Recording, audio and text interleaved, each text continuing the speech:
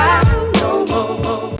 It is day 40. Oh my gosh, 20 days left. It's time to kick it up a notch. It's time to kick it up a notch. Time to kick it up a notch. It is day 40, which means your girl got 20 days left. Yo, I can't believe it. I can't believe it. And I almost forgot to make this video. It's Memorial Day. Um, so I almost forgot to make this video.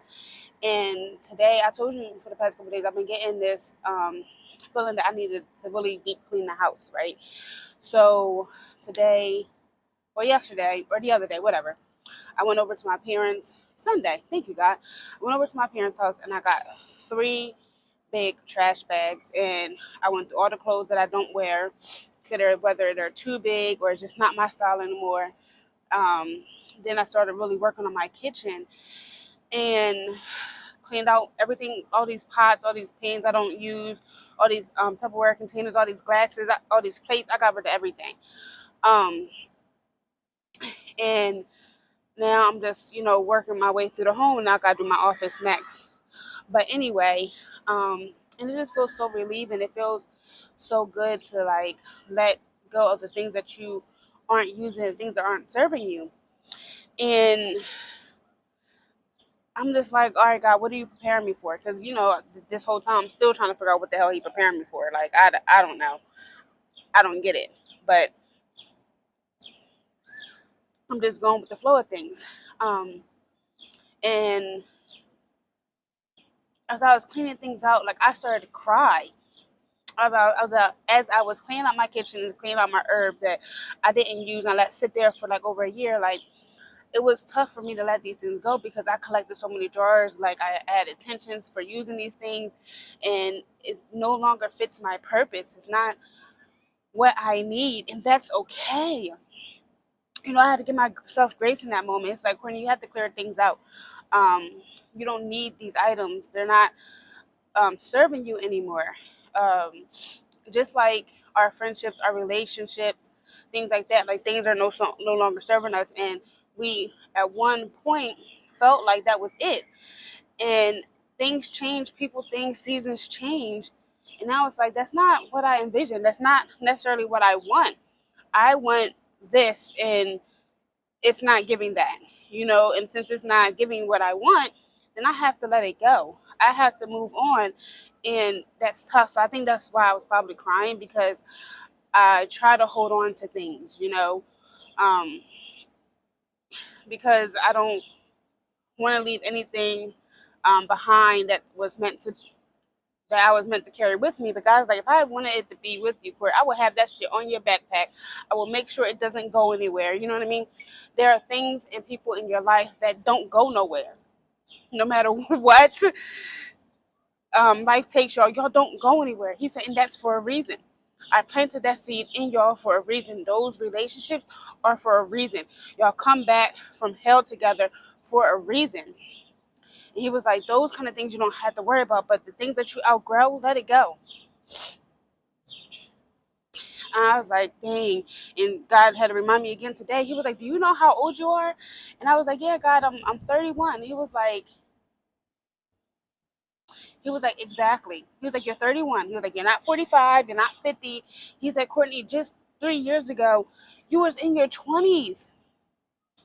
He was like, you are so hard on yourself and what you have accomplished. He was like, you have your master's, your license. He was like, it didn't matter if it took you 5 years to get your undergrads. He was like, you still did it. And in the next year that it took you to get your undergrad, you got your master's within a year. Within a year. He said, you caught up that quickly. And I was like, dang, God said, rushing you is going to add years to your life. What are you rushing for? Are you in a hurry to die? Like, what are you in a rush for to get to what's next? You don't even know what's coming next. So again, what are you rushing for? And I was like, because I just want to get to where I'm going. And he was like, you don't even know where you're going. Did I tell you where you was going? No. Until I plant that seed in your head, until you get further directions, Court, you are to stay grounded. You are to stay here, and you just move. You just keep walking and looking at me and walking. That's all I see. is just everything being black, and it's just me and God. I don't know which direction he's going to take me. I don't know where we're going, but it's just him and I face to face, just walking. He's walking backwards, and I'm walking towards him until we get to that place where he's like, "This is your blessing. This is what I have been. This is where I have been taking you." And I just like, here we go. And he was like, "Until then, Court, keep doing what you're doing. Keep showing up. Keep praying, and keep giving out your testimonies here because I'm using you every day." And some of the times, like, I don't even understand where these messages be coming from because it don't be for me. Whenever I give out a message, it literally be straight from God. I'm just the vessel that he chooses to use. And I have met people and it was like, "Do you remember what you said to me?" I said, and honestly, no disrespect, I don't. Because when I give people messages, I don't know where it comes from. And sometimes I don't remember because it's not necessarily from me. It's not my ego. It's not what I want to tell you. You know what I mean? And before I give out a deep message, I'll tell the person, like, "Listen, I don't know how you're going to take this, but this is strictly from God. It's not from me. So I'm just a messenger," because sometimes people need to hear the harsh reality of things. And me too. I tell everybody, like, I'm just like y'all. Even though I'm licensed, even though I'm a therapist, even though I'm this, even though I'm that, listen, I still go through shit. God still uses me. It brings me back to the thought that somebody told me the other day. He was like, "Court," well, they didn't tell me. They was like, just saying that I was strong and I can handle anything. It was like, I'm not strong. I'm resilient. I persevere. I don't stop. What may look like strength from you, what it may look like me being strong is just me. My faith is strong. It's my eagerness and my perseverance that's getting me through this. Not that I'm strong, that my prayer life is strong. My connection with spirit is strong. Because without that, I am nothing. I ain't strong. I break down. I cry. Do you not forget the stuff that I have to fight every day? I have to fight my body every day. I have to fight myself every day to get up out of bed sometimes. Ain't nobody helping me. I pray. I am a prayer warrior. Pray more than I have ever did in my entire life. And that's because I persevere. And that's because I decided, like, I'm not going to let nothing stop me. That's not strength. That's faith. And me knowing that it's going to work out eventually. No matter how many steps I take, no matter where I go, it's going to work out. I'm going to get there because I'm not stopping. Every step I take towards it is me getting closer to it. And I'm at a point in my life now, like, I see the cycles. I don't want to go through none of this shit that I've been through in the past few years. I don't want to go through none of it. So I decided in my own mind and in my emotional being that I'm going to do everything that I typically don't do. Because apparently the stuff that I've been doing has been getting me back in circles, cycle after cycle after cycle. And I'm just like, you know what? No, no more. I used to put other people first, but now I'm putting me first. If you can't fit into my life, then you got to go. I don't require much because God provides all things for me. And if he plants you in my life and you stay there, there's a reason for that. If I'm planted in your life and I stay there, there's a reason for that. I have had plenty of relationships come and go, and I don't think twice about it. And God's like, it's a reason. It's all divinely guided, and it's a reason. And we don't know that reason until God presents us and God shows us, like, this is why. And me cleaning up my house up, I don't know. It's not even spring cleaning because normally I clean my house. I cleared out so much stuff, like just junk. And as I was walking through my house, I feel better. I can breathe. I was getting rid of stuff that I don't no longer use, hair products, and I was just looking like money just down the drain. I wasn't living simply. I was just, filling my house with shit. I don't want to live like that. I don't want to live like that. I was in such a rush to get where I'm going. And God's like, what are you rushing for? We're not meant to rush. We're meant to live. We're meant to love. We're meant to experience. And it's like, I gotta get this done. I gotta start my business. I gotta do this. I gotta be a wife. I gotta get a house. I gotta get a car. I gotta do this. God's like, what are you rushing for? When it is meant for you to have it, I will let you have it. He was like, you don't have to search for anything. I will provide all your needs as long as you keep your focus on me and you keep along this path. He's like, the car will come. The house will come. It'll just be dropping. Blessing, blessing, blessing. But you have to keep your faith and you have to keep it going.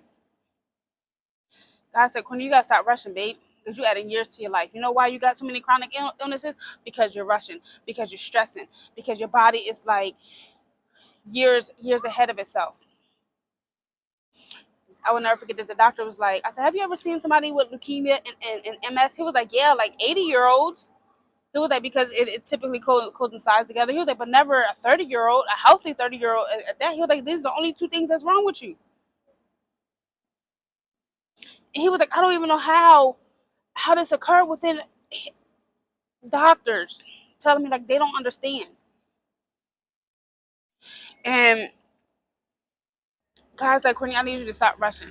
Because rushing, you're adding years to your life. You're rushing to get to the end, and this is not even the end. This is just the beginning. You are literally opening up a new chapter in your life. I just finished my project that I've been trying to finish all weekend. The devil, when I tell you, was trying to stop me, he was trying hard. I've written papers before. I've done projects, but I just could not finish just one page. It took me 24 hours to finish 1, 2, 3, 4, 5, 6, 7, 8 blocks. And I submitted it. And I was like, I don't even know if this is good enough. But God guided me to do this, so I'm doing it. I'm taking a leap of faith. You know what I mean? Whatever happens next is what's meant to happen.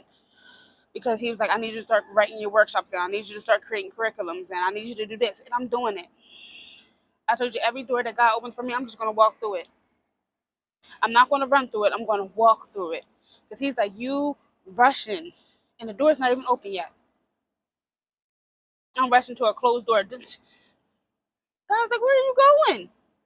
It's locked. It has to wait for me to open it. What are you doing? You going to stand at the door? God said, don't rush it. When it's meant to be yours, it will be yours in divine timing. He's like, I always operate in divine timing. Did y'all not just see I don't even watch basketball. That's how I know God be working on me. The Celtics game, when old boy at the last buzzer, they his teammate tried to shoot the shot, he missed it off the rim and he slammed it in. Rebounded. Thank you, God. And it literally left his hand at that last second. And if it did not leave his hand at that last second, they wouldn't have won that game. Divine timing. Don't play with God. Don't play with God. Rushing is going to get us tore up. It's going to get us place that we're not even prepared for. It's like, dang, I don't have this. Like this is uncomfortable. This is unsettling. Like, I was like, I didn't even tell you to move that quick. What are you doing? Stop rushing. God, you ever see God rush? Oh, thank you, Spirit. Have you ever seen God rush? No. You ever see God run? No. And everything is flowing. Thank you, Spirit. That wind was just flowing. That's what God wants you to get to understand. That's what God is trying to work on me. Like, Courtney, stop rushing.